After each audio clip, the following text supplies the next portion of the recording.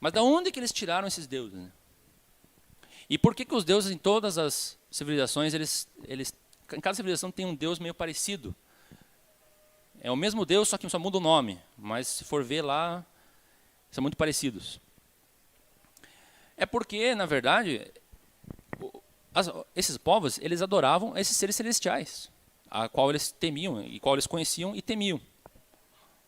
E isso daí vem lá de Gênesis 6, né? Quando nós temos o pecado dos Bnei Ha-Elohim, que decaíram e pecaram com as mulheres. Se você fizer uma análise bíblica, vendo todas essas passagens dos Bnei Ha-Elohim, como algumas que eu mostrei aqui, e tem mais, e se você for até no Novo Testamento, você vai ver referências, se você for ver lá no livro de Judas, você vai ver dos seres, dos principados, lá, daqueles seres que não guardaram seu principado e desceram. Até o próprio Shulam admitiu que tudo leva a crer que os Bnei Ha-Elohim de Gênesis 6, na verdade, são seres celestiais. Não eram simples filhos de homens poderosos.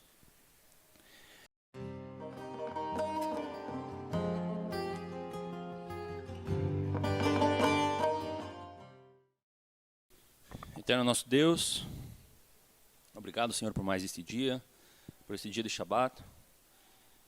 Obrigado, Senhor, pela tua bondade, pela tua misericórdia, que é a causa, Senhor, de estarmos aqui bem, né, diante de Ti.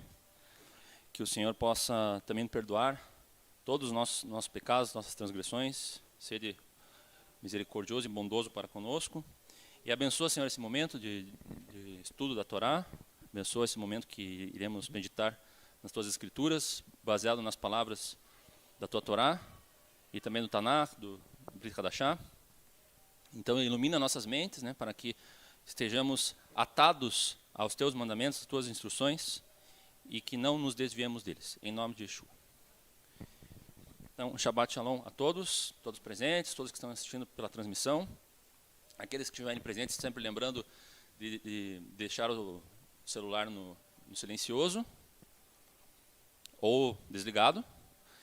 E aqueles que estão na transmissão, lembrando também, que se não está inscrito, se inscreva no nosso canal no YouTube, pois quanto mais inscritos, maiores as visualizações, isso ajuda no crescimento do canal, e com um canal maior também temos maiores recursos que podemos utilizar. Então, contamos com a contribuição de todos para o crescimento do nosso canal no YouTube.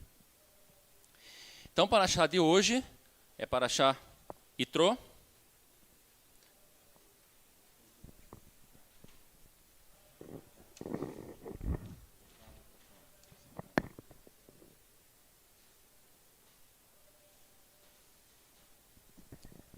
Apenas alguns ajustes técnicos aqui. Então, o Parashá dessa semana é Parashá Yitro, se encontra no livro de Êxodo, capítulo 18.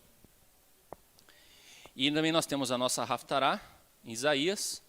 Hoje nós vamos abordar com bastante profundidade esse elemento que aparece aqui na Haftará, até bem mais do que o próprio conteúdo da Parashá, da Torá. Mas a Haftará está sempre associada com a Parashá. Então, não é que nós não vamos falar sobre a Parashá.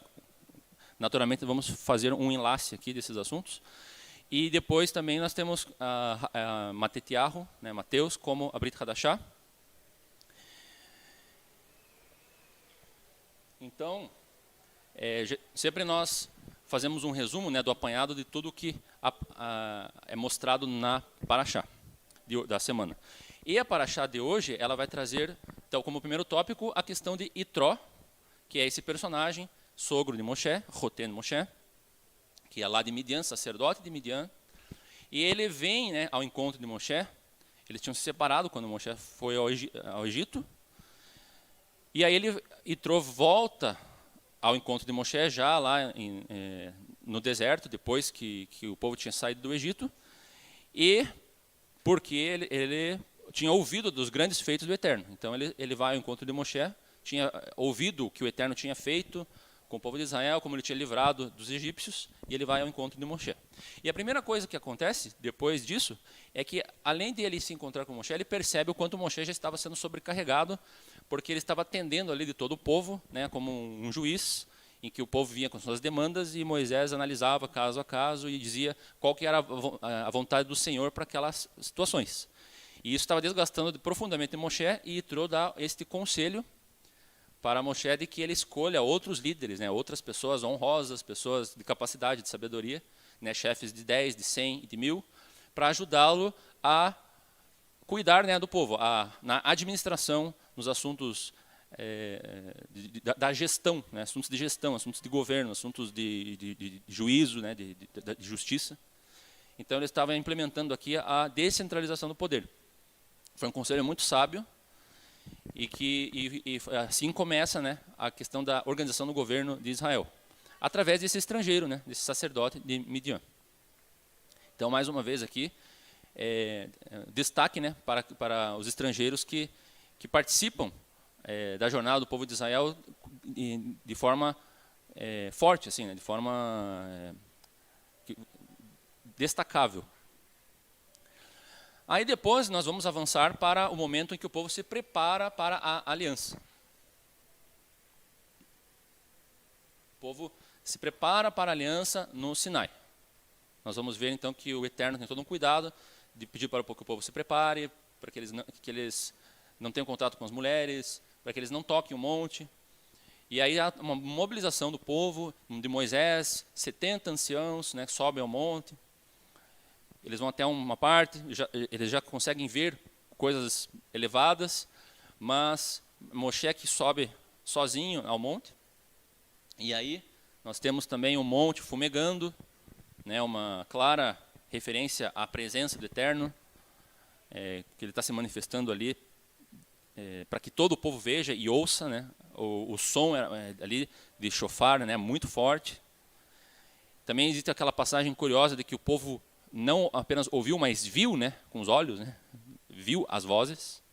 Uma passagem até um tanto quanto enigmática sobre o que significa ver essas vozes. E aí finalmente nós temos então Moshe recebendo as 10 palavras, né, os famosos 10 mandamentos. E termina a porção falando sobre a lei, sobre o altar, né, que o altar ele deveria ser construído de pedras brutas, né, não pedras lavradas, e não poderia o acesso a esse altar não poderia ser feito com escada, para que as partes da pessoa não acabassem aparecendo enquanto a pessoa subia, né. Interessante esse mandamento. Teria que ser uma rampa, uma subida suave. Mas nós vamos nos concentrar hoje, né, como vocês viram, o título da Parashá é O Conselho Divino e os Seres Celestiais.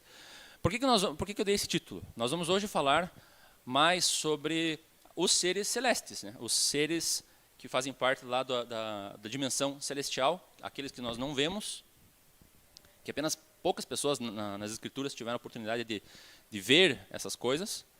E nós vamos justamente, através da experiência dessas pessoas, analisar um pouco hoje sobre quem são eles. Porque a nossa Haftará está em Isaías, capítulo 6, e diz assim lá, nos versos de 1 a 4. No ano em que morreu o rei Uzias, eu vi também ao Senhor assentado sobre um alto e sublime trono, e a cauda do seu manto enchia o templo. Serafins estavam por cima dele, cada um tinha 6 asas, com 2 cobriam seus rostos, com 2 cobriam os seus pés, e com 2 voavam. E clamavam uns aos outros, dizendo, Santo, Santo, Santo é o Senhor dos Exércitos, toda a terra está cheia de sua glória. Que foi o cântico que nós entoamos hoje, né? Kadosh, Kadosh, Kadosh, Adonai, Tsevaot. E também nós pronunciamos essa expressão sempre na Amidá, na oração da Amidá, que nós fazemos todo sábado, ao momento que nós proclamamos essa expressão, Kadosh, Kadosh, Kadosh, Adonai Tsevaot, Meloko Laaretz Kvodô. E toda a terra está cheia de sua glória, e os umbrais das portas se moveram à voz do que clamava, e a casa se encheu de fumaça.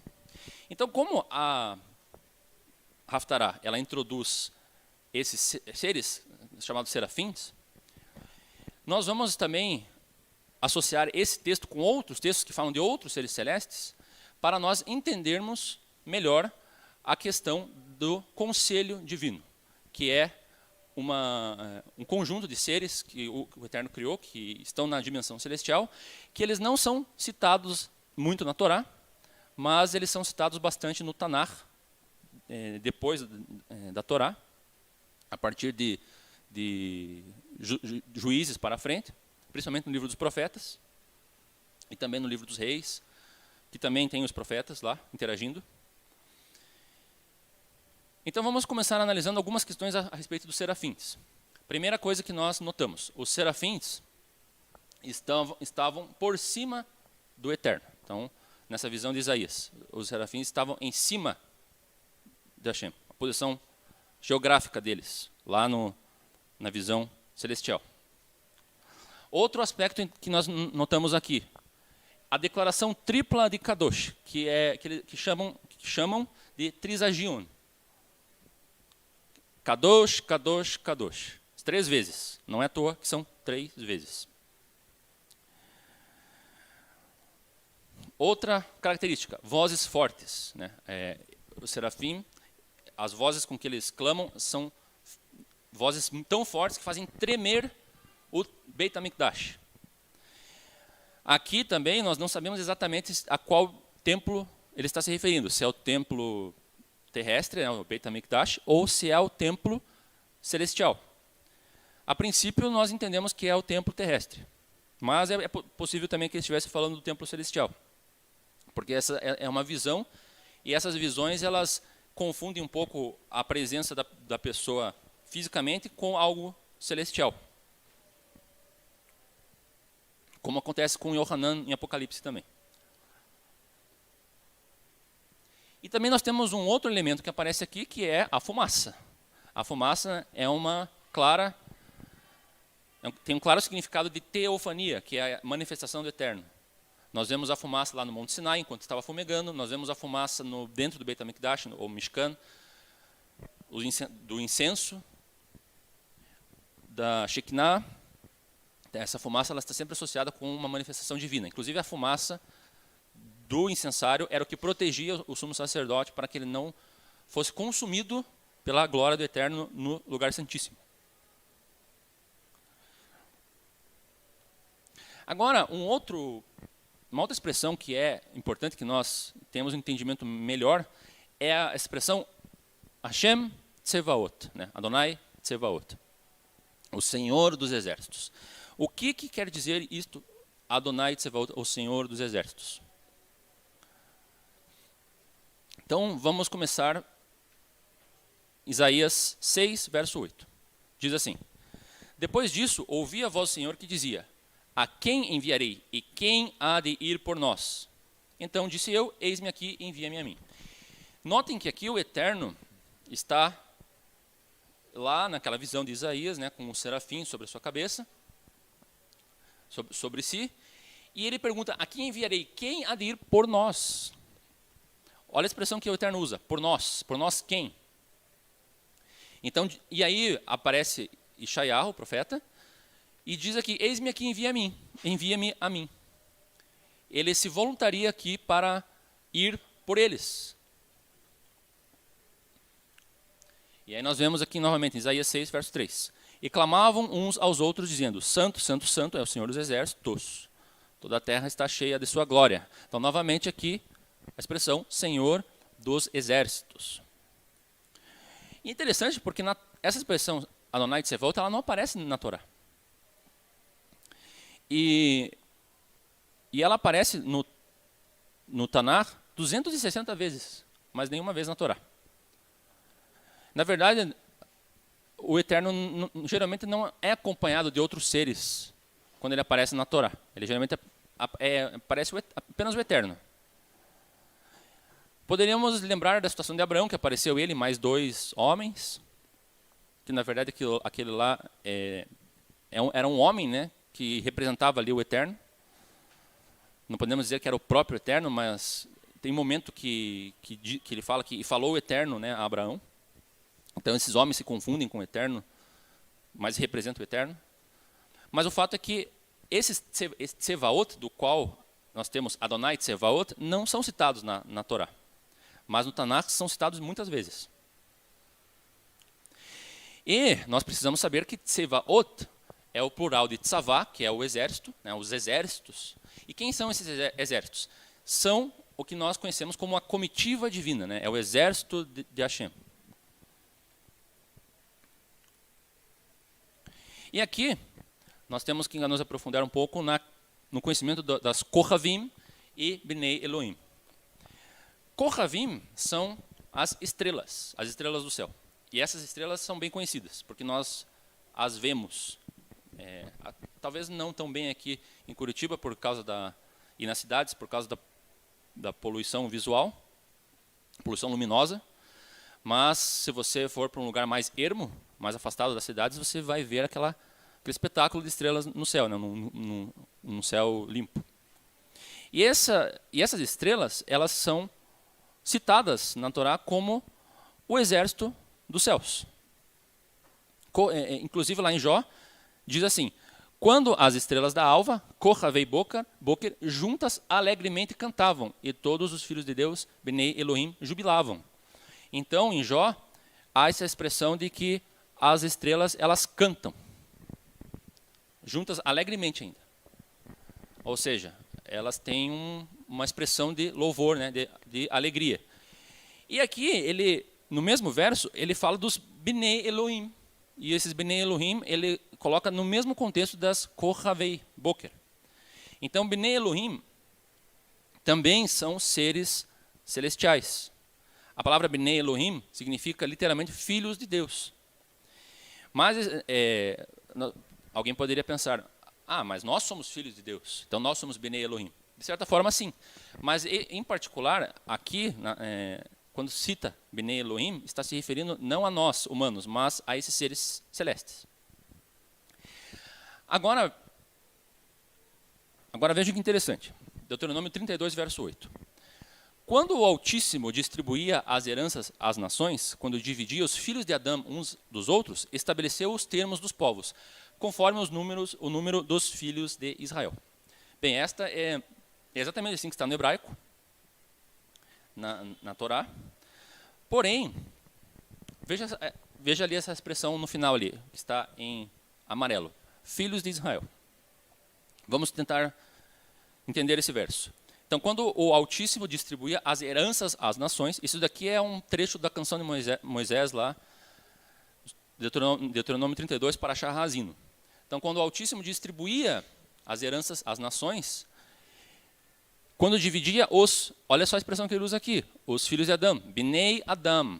Aqui sim está falando de homens, Bnei Adam. Ele está especificando Bnei Adam, como filhos de homens. Então ele estabeleceu os termos dos povos, de toda a humanidade, em toda a terra, conforme o número dos filhos de Israel. Então, nós interpretamos, no primeiro momento, que o Eterno dividiu os termos dos povos de toda a terra conforme os números dos filhos de Israel. Só que, se pararem para analisar, os filhos de Israel ainda não tinham um número definido naquele momento, porque o povo de Israel estava crescendo, estava se desenvolvendo. Mas, se você observar a versão da Septuaginta, preservada, e do rolo 4Q de Deuteronômio, encontrado em Qumran, na verdade, essa expressão Bnei Israel, na verdade, não está escrito Bnei Israel, está escrito Bnei Elohim. Então, quando o Altíssimo distribuía as heranças às nações, quando dividia os filhos de Adão uns dos outros, estabeleceu os termos dos povos conforme o número dos Bnei Elohim. E o que isso implica? Isso dá um outro significado para essa passagem. Significa que os Bnei Elohim, cujo número já era definido, pois eles já existiam lá na dimensão celeste, foi baseado nesse número que o Eterno distribuiu as nações e as terras. Então, mais uma referência aqui escondida dos Bnei Elohim. E é claro, Tsevaot, exército, que vem na palavra Tzavá, né? Inclusive, hoje, nós temos o Tzavá Haganah Israel, né? Que é o Tzahal, que é o exército de Israel. Então, essa palavra Tzavá. Tsevaot, exército, é um contexto militar. Porque esses seres, eles também eles guerreiam. Veja que interessante que diz em Juízes 5:20. Desde os céus pelejaram, até as estrelas, desde os lugares dos seus cursos, dos cursos das estrelas, que todas as estrelas têm um curso definido nos céus. Desde os seus cursos, elas pelejaram contra Císera. Aí nós podemos achar estranho, né? Nossa, as estrelas do céu lá, super longe daqui, mas de lá pelejando contra os inimigos de Israel. Interessante isso.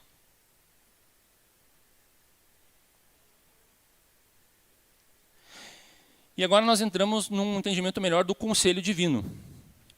Veja lá o que diz em Jó, capítulo 1, verso 6. E num dia em que os filhos de Deus, os Benei Ha-Elohim, vieram apresentar-se perante o Senhor, veio também Satã entre eles.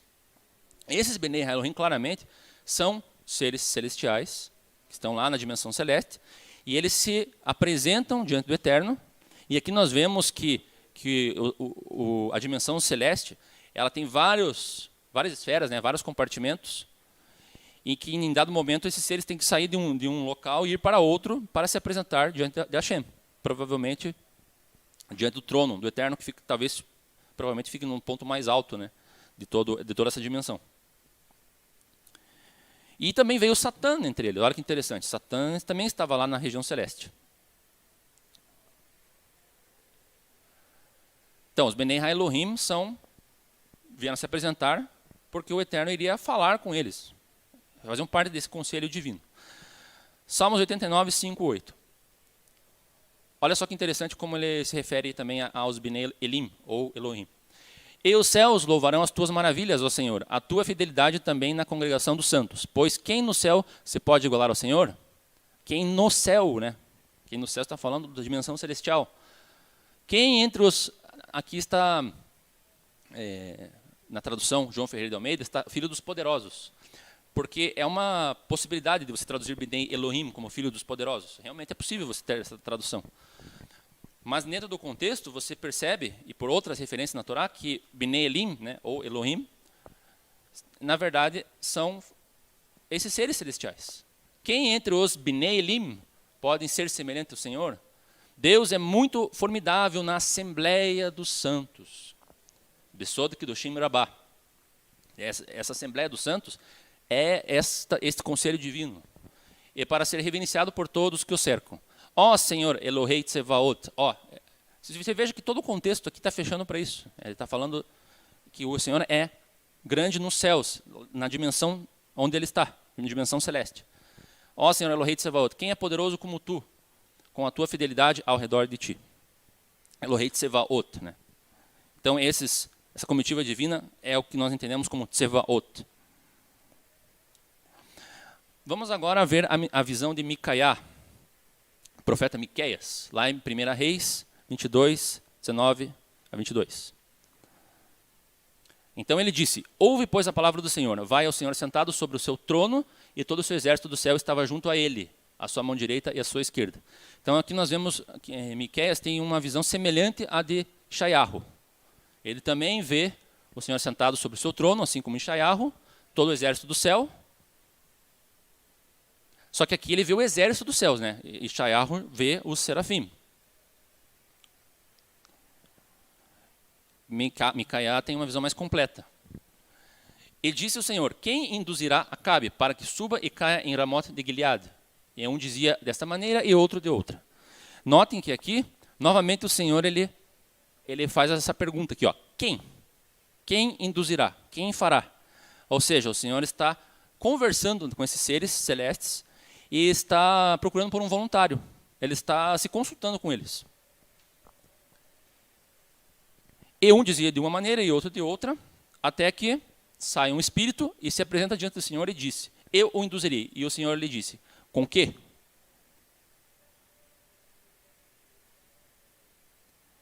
E aí ele diz assim, eu sairei e serei um espírito de mentira na boca de todos os seus profetas. E ele disse, Hashem no caso, tu o induzirás e ainda prevalecerás. Sai e faze assim.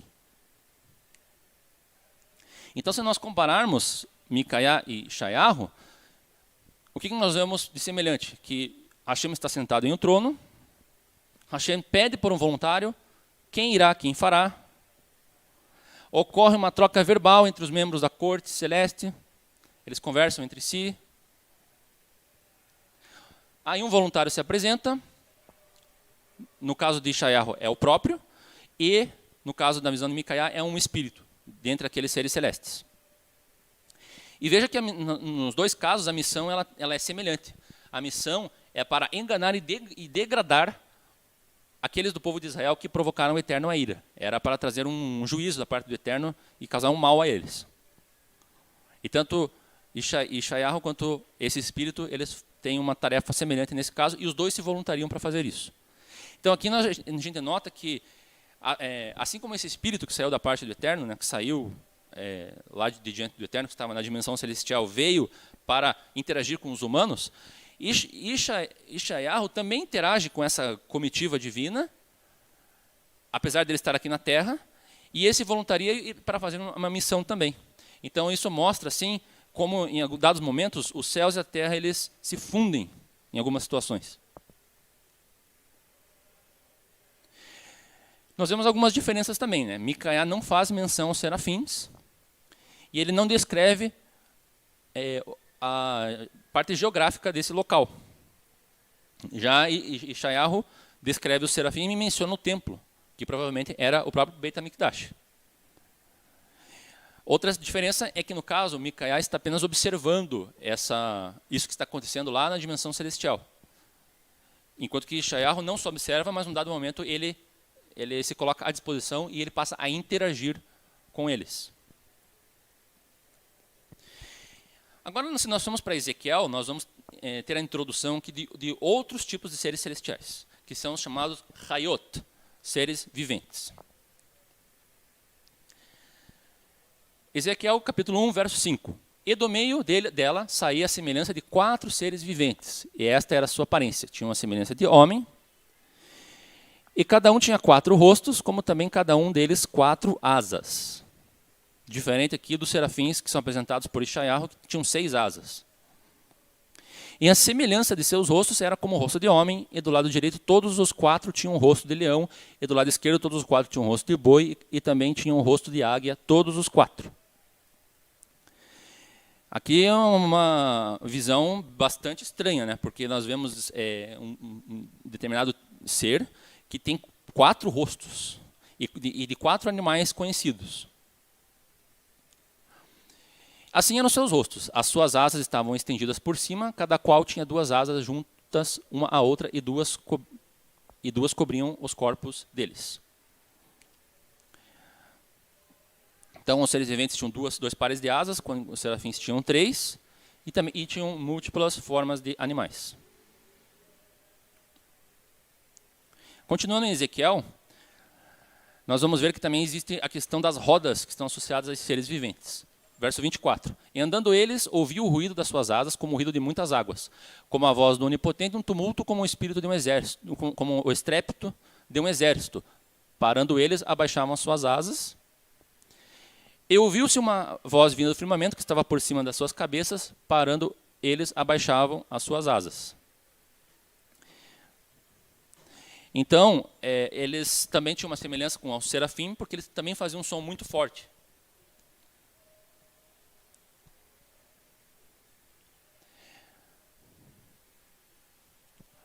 E por cima do firmamento, que estava por cima de suas cabeças, havia algo semelhante a um trono que parecia de pedra de safira. E sobre esta espécie de trono havia uma figura semelhante a de um homem na parte de cima sobre ele. Provavelmente aqui está se referindo ao trono do Eterno. E nós vemos que esses seres viventes estão localizados abaixo, né, na posição geográfica é abaixo do trono do Eterno, enquanto os serafins estavam posicionados em cima. E via como cor de âmbar, como aparência de fogo pelo interior dele ao redor, desde o aspecto dos seus lombos e daí para cima, e desde o aspecto dos seus lombos e daí para baixo, vi como a semelhança de fogo e um resplendor ao redor dele. Então, eles estão embaixo do trono de Hashem, os serafins em cima, e interessante que eles não falam entre si, eles ficam em silêncio. Eles parecem estar sustentando a carruagem divina. E para onde o Espírito queria ir, eles iam. Para onde o Espírito tinha de ir, e as rodas se elevavam de fronte deles, porque o Espírito do ser vivente estava nas rodas. E aqui é introduzido mais um elemento que são as ofanim, que são essas rodas. E que essas rodas elas têm um poder também por si, que está conectado com esses seres viventes. Andando eles, andavam elas, e parando eles, paravam elas. E elevando-se eles da terra, elevavam-se também as rodas de fronte deles, porque o espírito do ser vivente estava nas rodas. Você veja que as rodas é que tinham o espírito desses seres viventes. E aí, quando nós avançamos em Ezequiel, já para o capítulo 10, nós somos introduzidos para os Cheruvim, ou querubim. Depois olhei, e eis que no firmamento que estava por cima da cabeça dos querubins, apareceu sobre eles uma como pedra de safira, semelhante à forma de um trono. Ezequiel 10, verso 2. E falou ao homem vestido de linho, dizendo: vai por entre as rodas até debaixo do querubim, e enche as tuas mãos de brasas acesas dentre os querubins, e espalha-as sobre a cidade. E ele entrou à minha vista. E os querubim são aqueles que estão esculpidos no Aron HaKodesh, na Arca da Aliança, lá no propiciatório. Isso está lá em Êxodo, em Shemot, mas eu trago para vocês aqui 1 Reis 6, verso 27. E pôs esses querubins no meio da casa de dentro, e os querubins estendiam as asas, de maneira que a asa de um tocava na parede, e a asa do outro querubim tocava na outra parede, e suas asas no meio da casa tocavam uma na outra. Então, aqui eu trouxe algumas imagens, só para a gente ter uma ideia. É claro, isso daqui são interpretações humanas, né? São desenhos, pinturas humanas. Aqui nós temos o Aron HaKodesh com os querubim. Então, esses querubins estavam localizados ali junto desses seres viventes, desses Hayot. E até eles se confundem ali com os Hayot, mas eles estão como se estivessem abaixo dessa carruagem celeste, no transporte delas. E nós vemos que as rodas, né, Ofanim, elas são para transporte. Então, elas estão transportando a carruagem celeste. E nós chegamos num ponto aqui que é interessante nós citarmos a classificação que Maimônides fez dos diversos tipos de seres celestes. Então, nós temos os Hayot HaKodesh, Ofanim, Erelim, Hashmalim, Serafim, Malachim, Elohim, Bnei Elohim, Cherubim e Ishim. Aqui não vou entrar o que é cada um deles, né? Nós já vimos alguns, né? Como os Hayot, como o Ofanim, Serafim, Cherubim, Bnei Elohim. Teremos também os Ishim, que são seres com aparência de homem, que às vezes aparecem diante dos homens, interagem com eles, e daí quando a Torá fala assim, e apareceu um homem, né? Não fala que apareceu um malach, né? Apareceu um homem, um ish. Mas sabemos que esse ish não era um homem normal, filho de mulher, mas era um homem de origem celestial. E é claro, nós também não podemos deixar de notar que em Apocalipse nós também vemos alguns animais com uma aparência muito semelhante, uma descrição muito semelhante a de Ezequiel. Então, Apocalipse 4, verso 6. E havia diante do trono um como mar de vidro, semelhante ao cristal, e no meio do trono e ao redor do trono 4 animais cheios de olhos por diante e por detrás. Ezequiel também faz a descrição dos Hayot como cheios de olhos. E o primeiro animal era semelhante a um leão, e o segundo animal semelhante a um bezerro. E tinha um terceiro animal, o rosto como de homem, e o quarto animal era semelhante a uma águia voando. Então, são exatamente os 4 animais citados por Ezequiel: leão, homem, bezerro e águia. Então, aqui parece se tratar dos Hayot, né, dos seres viventes. E olha que interessante, os 4 animais tinham cada um 6 asas na visão de Yohanan. Só que os Hayot, lá na visão de Ezequiel, tinham 4 asas. Quem que tinha 6 asas? Na verdade, eram serafim. E ao redor e por dentro estavam cheios de olhos, e não descansavam nem de dia nem de noite, dizendo: Kadosh, Kadosh, Kadosh. É o Senhor Todo-Poderoso, que era, que é e que há de vir. Interessante aqui que santo, santo, santo. Santo o que era, santo o que é e santo o que há de vir. Parece que está falando de 3 momentos, né? O passado, o presente e o futuro. Mas notamos que esses 4 animais, agora eles falam. Os Hayot lá de Ezequiel não falavam, aqui eles falam. E eles falam como falam os serafim, lá de Ishayahu. Então, parece que em Apocalipse, nós temos aqui uma mistura dos seres, né, dos Hayot de Ezequiel e dos Cheruvim, com os serafim de Ishayahu. E aqui nós voltamos para falar do serafim.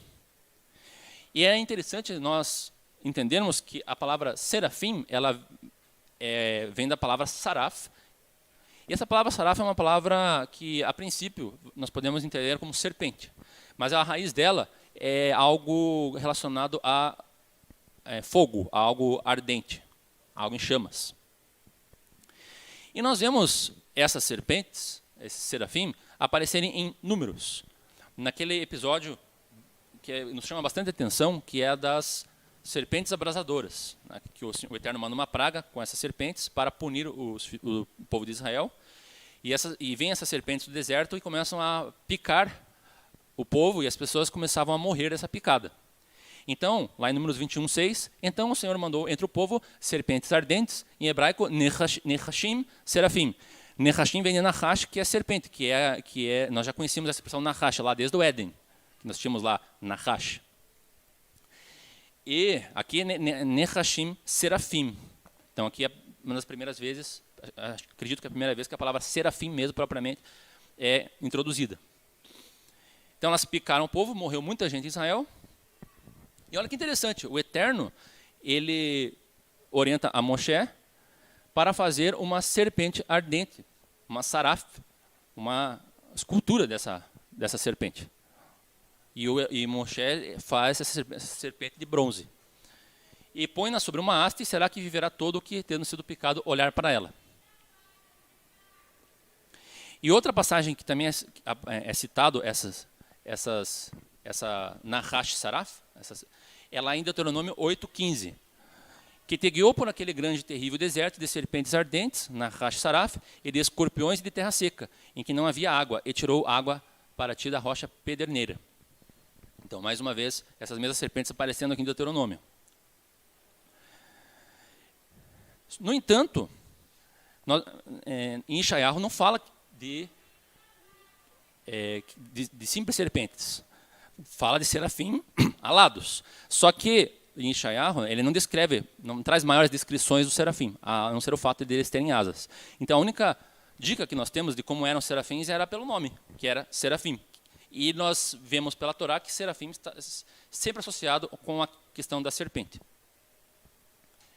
É interessante que, se nós vermos, que a mesma serpente que é enviada para picar, né, e trazer morte aos filhos de Israel, ela é esculpida em uma haste, aqueles que olhavam para ela viviam. Nós sabemos que o mesmo elemento que o Eterno dá para trazer vida, ele pode usar para trazer morte.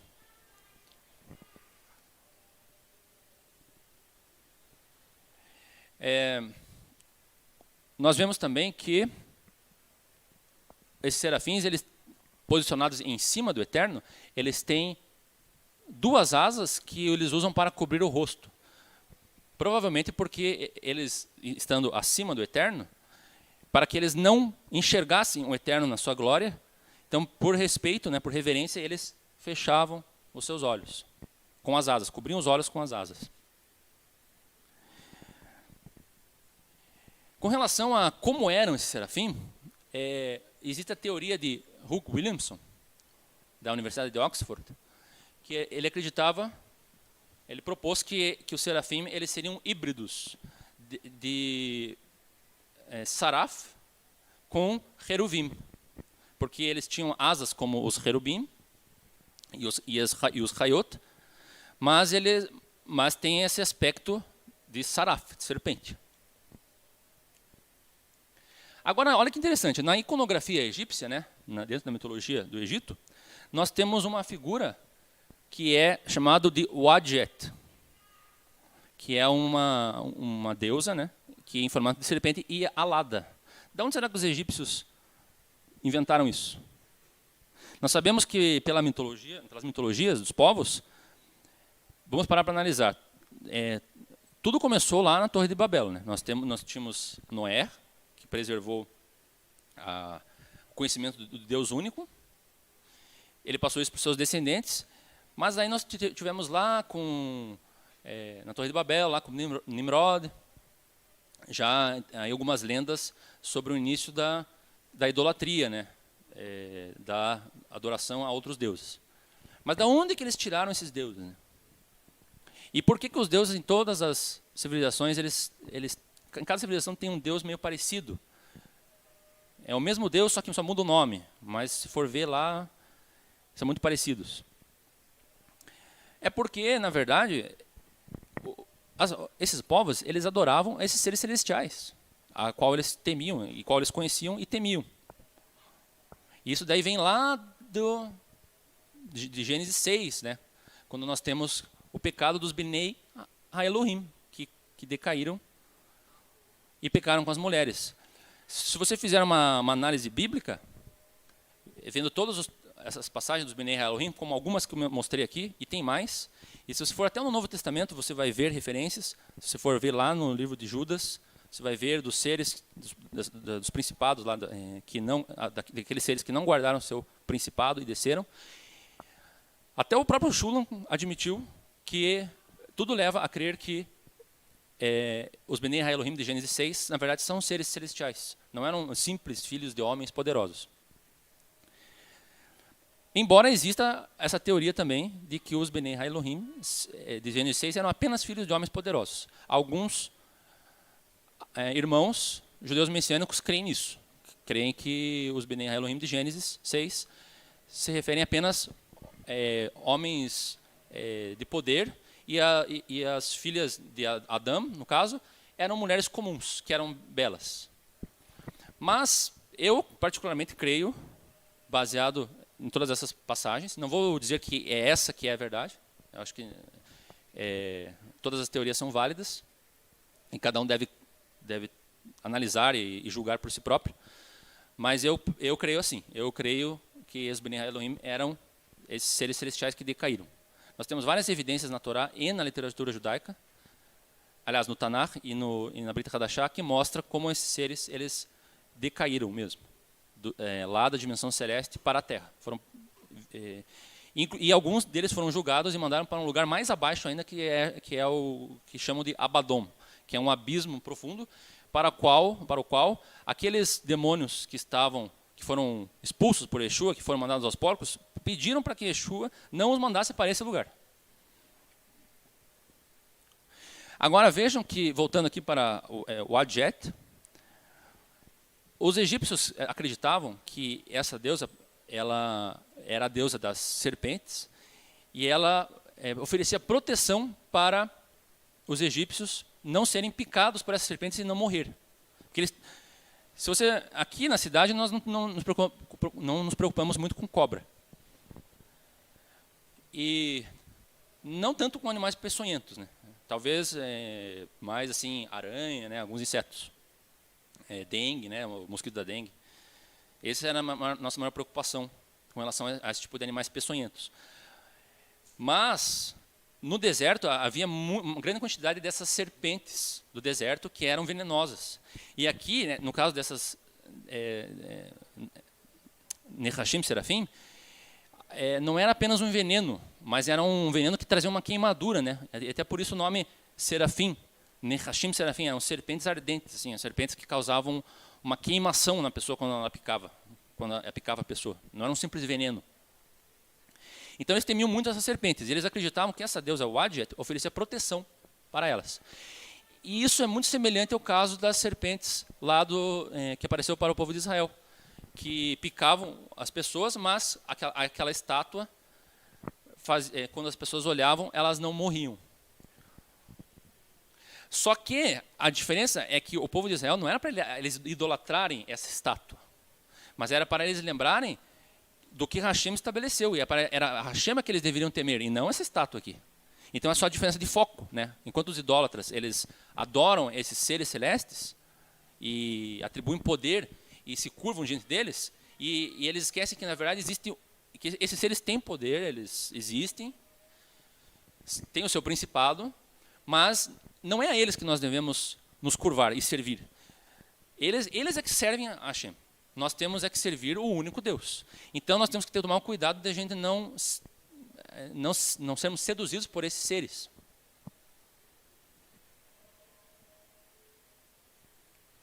Então, para concluir, nós vemos que Hashem sim possui um conselho celestial, é formado por vários tipos de seres, inclusive alguns com formato de animais, cada um com a sua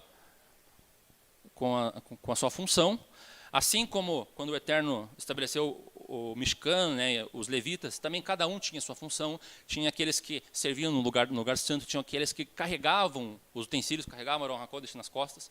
Cada um tinha uma função, de um grau espiritual maior ou menor, de um grau braçal maior ou menor, mas cada um tinha sua função e sua importância. Lá na esfera celestial também existe isso, porque muitas das coisas que foram criadas na Terra, elas foram criadas como nos céus. A referência para as coisas na Terra é os céus. Porque lá no princípio criou Deus os céus e a terra. Primeiro os céus, depois a terra. Mas nós vemos também que Hashem ele se consulta com esses seres celestiais, ou seja, ele não age de forma monocrática, só ele ditando, e as pessoas só obedecendo. Não, ele envolve a criação nas suas decisões, naquilo que há de acontecer, né, na determinação das coisas. Ele envolve o seu conselho celestial e ele também envolve pessoas, né? Algumas vezes nós também cooperamos com Hashem nas coisas que acontecem no mundo. Nós vemos isso quando o Eterno consulta Abraão, quando o Eterno conversa com Abraão e Abraão negocia com o Eterno sobre a destruição de Sodoma e Gomorra. O Eterno não chega destruindo Sodoma e Gomorra antes de falar com Abraão. Nós vemos Hashem propondo para Moisés destruir o povo de Israel. Antes de fazer isso, primeiro ele conversa com Moshe, e aí Moshe tem a chance de fazer o Eterno mudar de ideia. Nós temos Hashem sempre avisando as coisas que vão acontecer aos profetas, dando uma chance das coisas não acontecerem como ele estava anunciando. Então nós também cooperamos para mudar, né, os decretos do Eterno. Então os decretos do Eterno, eles não são imutáveis. O Eterno faz um decreto, mas tudo pode ser mudado, né? Cabe a nós, com a nossa vontade, com a nossa boa vontade. E nós vemos que seres celestiais também têm vontade. Nós vemos lá que aquele espírito que saiu lá e deu uma ideia, ele tinha uma vontade, ele tinha uma criatividade, um poder ali de criar uma ideia diferente dos outros que estavam ali. Então nem sempre os celestiais são apenas um robozinho celeste que só faz o Eterno manda, mas eles também têm um pensamento próprio. E isso nos ajuda a entender que alguns deles também têm livre-arbítrio e puderam escolher o pecado e por isso caíram. Além disso, nós temos que tomar esse cuidado para que a gente não os adore, que a gente não seja seduzido por tudo pela beleza deles, porque eles têm a sua própria glória, conforme o Eterno diz, né, que cada estrela, né, tem a sua glória, e a glória de uma difere da glória da outra. Mas não farás para ti imagem de escultura, nem alguma semelhança do que há em cima nos céus. Isso daqui é Êxodo 20, que está dentro da nossa paraxá. Nem embaixo da terra, nem nas águas debaixo da terra. Não te encurvarás a elas, nem as servirás. Porque eu, o Senhor teu Deus, sou Deus zeloso, que visito a iniquidade dos pais nos filhos, até a 3ª e 4ª geração daqueles que me odeiam. Então veja que ele já começa falando, não farás para ti imagem de escultura, nem alguma semelhança do que há em cima nos céus. Então aqui, então eu não vou fazer nenhuma escultura de um pássaro ou de uma águia. Mas você pode também entender aqui que é para não fazer nenhuma escultura de alguma imagem de algum ser celestial, como o serafim, por exemplo.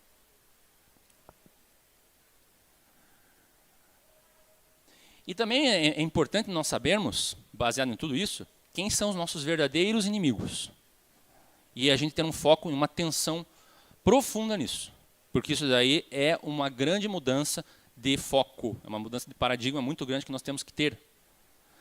Quem são nossos verdadeiros inimigos? Efésios 6:12. Porque não temos que lutar contra a carne e o sangue, mas sim contra os principados, contra as potestades, contra os príncipes das trevas desse século, contra as hostes espirituais da maldade, onde? Nos lugares celestes. Os nossos verdadeiros inimigos não são desse mundo, não são seres humanos. São esses seres que pecaram contra o Eterno nos lugares celestes. Paulo orientando os Efésios. Porque nós temos muita inimizade, né, uns com os outros nesse mundo. Mas aqueles espíritos que pecaram e que vieram para a terra, junto com Satã, seus anjos, em Apocalipse, que também vieram. Aliás, Apocalipse 12. Houve guerra nos céus e queda de Satã e seus anjos. Aí para vocês meditarem em casa. Leiam o capítulo 12 de Apocalipse e tentem entender em que momento Satã foi precipitado para a terra. Pelo meu entendimento, conforme eu analisei essa passagem, eu cheguei à conclusão que Satã foi precipitado dos céus simultaneamente à vinda de Yeshua. Mas isso daqui não é uma verdade que eu estou falando. É uma simples opinião. Depois eu deixo para vocês meditarem nesse capítulo 12 em casa. Ele é bastante enigmático, né? Tem vários símbolos. Mas é interessante que ele fala que o Satã começa a fazer, ele fica aborrecido porque ele não conseguiu pegar a mulher que tinha dado à luz a um filho. Ele lançou um rio para tentar fazer com que essa correnteza desse rio trouxesse a mulher até ele, mas o Eterno fez a terra prevalecer sobre esse rio e ele não conseguiu. E depois disso ele começa então a perseguir a semente dessa mulher. E quem é a semente dessa mulher? Ele explica lá em Apocalipse. São os que guardam o testemunho de Yeshua. Que guardam os mandamentos, o testemunho de Yeshua. E como que nós podemos guardar o testemunho de Yeshua? Yeshua tem que ter vindo para que a gente possa guardar o testemunho de Yeshua. É isso que me leva a crer que foi esse momento que ele foi precipitado. E começa daí a perseguição dele contra os santos, contra aqueles. E realmente isso aconteceu. Houve grande perseguição àqueles que guardavam o testemunho de Yeshua, logo após a vinda de Yeshua. Mas a questão é essa. Independente desse momento e da interpretação mais correta de Apocalipse 12, uma lição é válida e é uma verdade. A nossa guerra, a nossa luta é contra esses principados e potestades, contra esses seres celestiais que estão contra o Eterno, estão contra nós, estão fazendo guerra contra nós, para nos desviarmos e para que a gente não escolha o caminho da Torá. Então, por isso que Yeshua falou assim, ouviste que foi digo, amai os vossos amigos e odiai vossos inimigos. Eu, porém, digo que amem os teus inimigos e orem para aqueles que te perseguem. Porque você tem que ter misericórdia do teu inimigo, daquele que aparentemente te quer mal, porque ele, na verdade, não te quer mal. Ele está escolhendo um caminho, o caminho desses seres. Ele está escolhendo esse caminho, mas ele tem a chance de sair desse caminho e voltar a estar no caminho do Eterno. Então você tem que crer, né, na possibilidade dessa pessoa se arrepender, porque o Eterno também dá essa oportunidade de todos se arrependerem de todos os pecados. E aí nós também temos que ter esse olhar de compaixão. Então nossos verdadeiros inimigos são esses seres. Tomarmos cuidado com a idolatria e reconhecermos, então, darmos glória a Deus pelos céus e pela terra. Então, Shabbat Shalom a todos. Que o Eterno abençoe. Em nome de Yeshua. Amém.